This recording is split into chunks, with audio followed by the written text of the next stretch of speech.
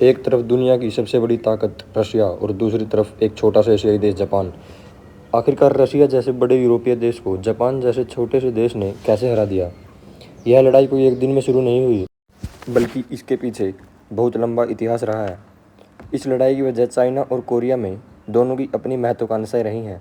हम पहले Russian empire की बात करते हैं।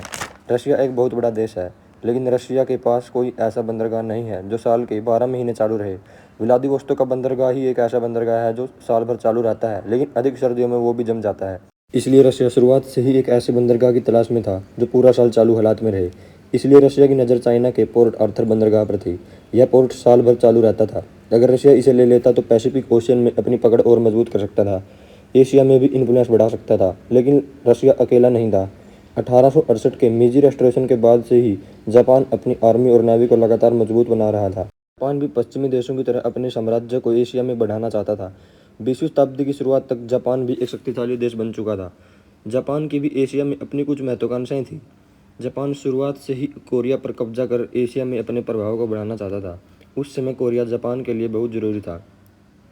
कोरिया स्वतंत्र देश था, लेकिन चाइना की चिंग डायनेस्टी के प्रभाव में था। जापान चाइना को कोरिया से बाहर कर अपने प्रभाव को बढ़ाना चाहता था। यह मौका जापान को 1 अगस्त 1894 को मिला, जब कोरिया को लेकर दोनों देशों के बीच डायरेक्ट वॉर शुरू हुआ। लेकिन जापान ने अपनी आधुनिक आर्मी और नेवी से चाइना को बड़ी आसानी से हरा दिया था। 17 अप्रैल 1895 को शिमोनोसेकी की संधि हुई। इस संधि के बाद चाइना को कोरिया को छोड़ना पड़ा। इससे जापान का कोरिया में प्रभाव बढ़ गया। इसके साथ जापान को चाइना ने ताइवान, अपने बहुत से आइलैंड तथा लियांगडोंग पेनिनसुला, जिस पर रशिया की नज़र थी, वह भी जापान को देना पड़ा। चाइना कोरिया और पैसिफिक में और भी कमज़ोर हो गया, लेकिन इसके तुरंत बाद ट्रिपल इंटरवेंशन हुआ।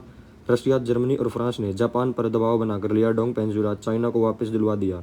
लेकिन बाद में रशिया ने खुद इसको चाइना से लीज पर ले लिया और पोर्ट आर्थर पर भी कब्जा कर लिया। बात जापान को सहन नहीं हुई और लड़ाई की शुरुआत भी यहीं से हुई।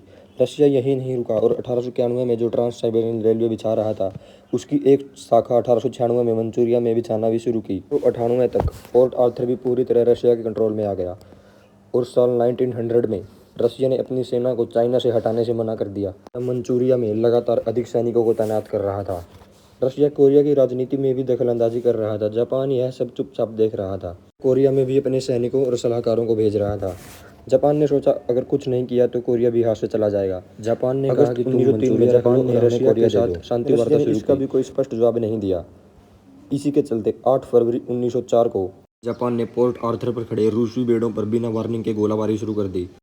लड़ाई की बात हम अगली वीडियो में करेंगे। वीडियो देखने के लिए धन्यवाद।